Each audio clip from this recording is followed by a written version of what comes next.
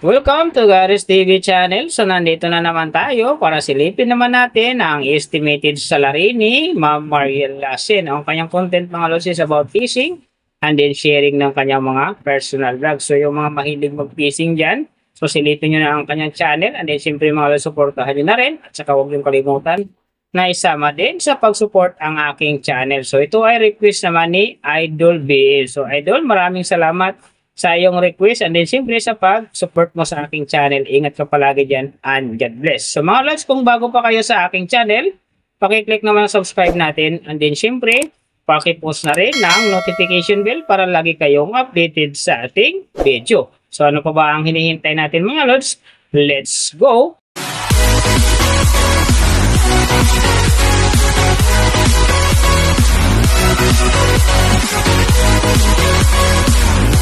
So mga lods, si Mariel Lasin sa ngayon ay mayroon ng upload videos na 258 and then mayroon na rin siyang subscriber na 695,000. So may video views naman siya ngayon na 122,322,139. And then yung kanyang country is EU.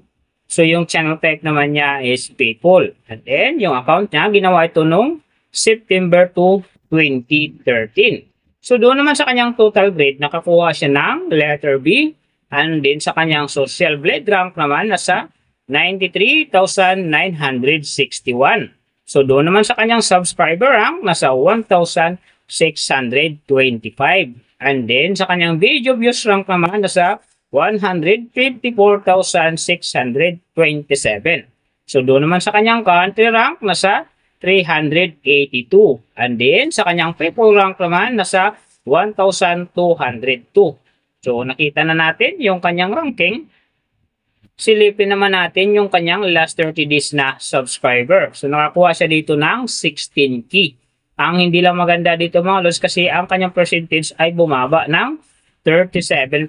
So, ibig sabihin, mas bumaba yung pasok ng kanyang subscriber ngayon kung i-compare natin sa nakaraan niyang buwan. So, alam na this, mga fans ni Mariel Lasin dyan. So, share na natin sa ating mga newsfeed and din sa ating mga friends para gumanda uli ang pasok ng kanyang subscriber. So, mahalaga ang pag-share mga lods sa kanyang video. So, doon naman sa kanyang views mga lods in the last 30 days, nakakuha siya ng 6.177 views. So, hindi rin maganda ang kinalabasan mga lods kasi ang kanyang percentage naman dito ay bumaba din ng 42.1%. So, ibig sabihin, bumaba din ang pasok ng kanyang views sa ngayon kung i-compare natin sa nakaraan niyang buwan. So, mga lods, mahalaga ang pag-share ng video dahil big help yan para gumanda uli ang pasok ng subscriber and din siyempre yung kanyang views. So, nakita na natin yung kanyang ranking, last 30 days subscriber and din yung kanyang views. Silipin naman natin yung kanyang daily summary from subscriber, views and din yung kanyang earning. So sa kanyang subscriber mga lods, may 8 araw ako nakita rito na umangat. Simula noong November 1 hanggang November 2, nakakuha siya ng 1K bawat araw. And then pagdating ng November 4, nakakuha na naman ulit siya ng 1K. So pagdating ng November 5, nakakuha siya ng 2K. And then November 7 hanggang November 9, nakakuha siya ng 1K bawat araw. So yung last, yung November 12, nakakuha ulit siya ng 1K. Kaya ang kanyang subscriber ngayon nasa 695,000. So doon naman sa kanyang views mga lods, yung maganda rito, October 31, nakakuha siya ng 257,000. And then pagdating naman dito ng November 4, nakakuha siya ng 300,000. And then November 6, nakakuha siya ng 491,000. So yung last na pinakamaganda sa kanya dito yung November 10, nakakuha siya ng 523,000. So yan ang magagandang views na nakuha niya mga lods. Pero sinasabi ko, hindi yan ganun kaganda kasi nga ang kanyang percentage dyan ay bumaba ng 42.1%. So doon naman sa kanyang earning, tingnan natin dito yung October 31. So sa kanyang low estimated, nakakuha siya ng $64 and then sa kanyang high estimated naman, nakakuha siya ng $1,000. So ang mga yan naman mga lods, daily summary lang, mas maganda kung silipin natin yung naka-round off na from daily, weekly, and monthly para malaman na natin kung magkano na ngayon ang estimated salary ni Ma'am Mariel Lasin dito sa YouTube.